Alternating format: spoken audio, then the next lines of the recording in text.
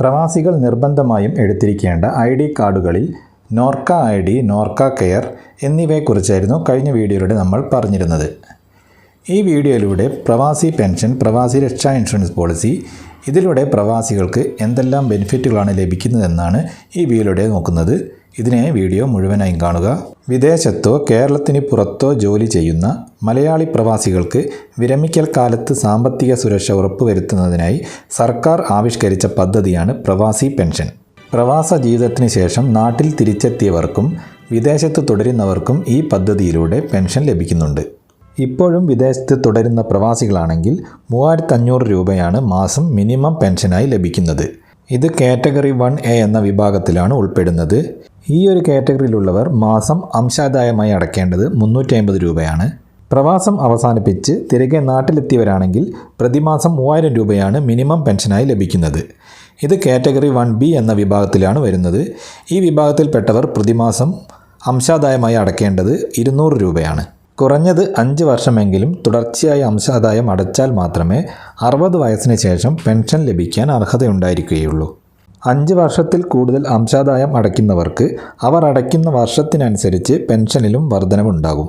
അതായത് നിങ്ങൾ 55 വയസ്സിലാണ് ഈ ഒരു പെൻഷൻ പദ്ധതിയിൽ ചേരുന്നതെങ്കിൽ 55 വയസ്സ് മുതൽ 60 വയസ്സ് വരെ നിങ്ങൾ അംശാദായം അടയ്ക്കുമ്പോൾ മിനിമം പെൻഷനായ 1A കാറ്റഗറിയിലുള്ളവരാണെങ്കിൽ 3500 രൂപയാണ് പ്രതിമാസം പെൻഷനായി ലഭിക്കുന്നത്. നിങ്ങൾ 20, 30, 40 വയസ്സിലാണ് ഈ പെൻഷൻ പദ്ധതിയിൽ ചേരുന്നതെങ്കിൽ 60 വയസ്സാകുന്നതുവരെ കൃത്യമായി അംശാദായം അടച്ചുകൊണ്ടിരിക്കണം.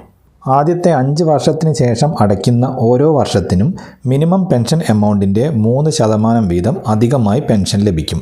അതായത് നിങ്ങൾ 30-ാം വയസ്സിൽ ചേരുമ്പോൾ ആദ്യത്തെ 5 വർഷത്തിന് 3500 രൂപ മിനിമം പെൻഷന് അർഹരായിരിക്കും. ബാക്കി വരുന്ന 25 വർഷത്തിന് ഓരോ വർഷവും മിനിമം പെൻഷനായ 3500 രൂപയുടെ 3%-മായ 105 രൂപ അധികം ലഭിക്കും.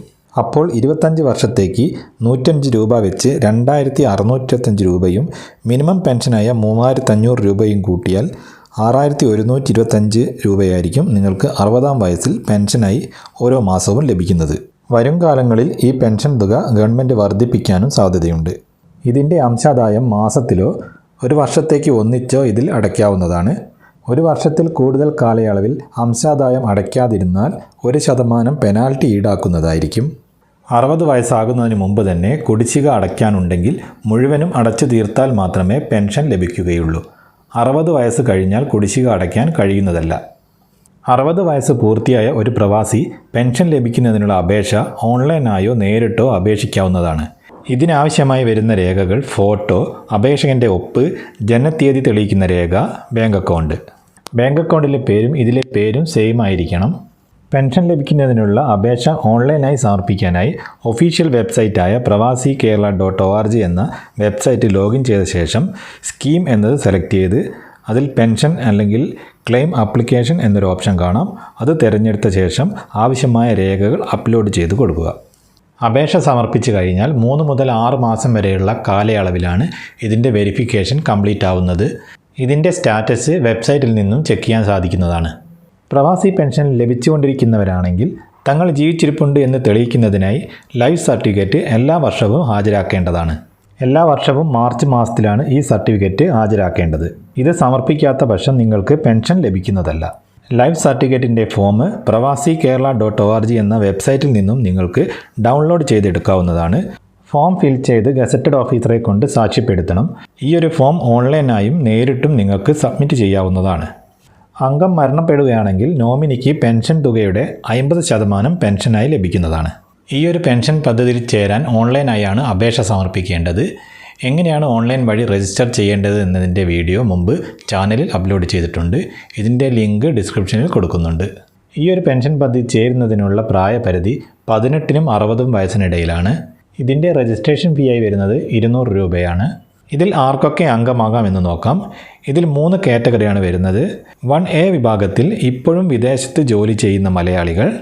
1B എന്നത് ചുരുങ്ങിയത് 2 വർഷമെങ്കിലും വിദേശത്ത് ജോലി ചെയ്ത് ഇപ്പോൾ നാട്ടിൽ സ്ഥിരമാക്കിയവർ.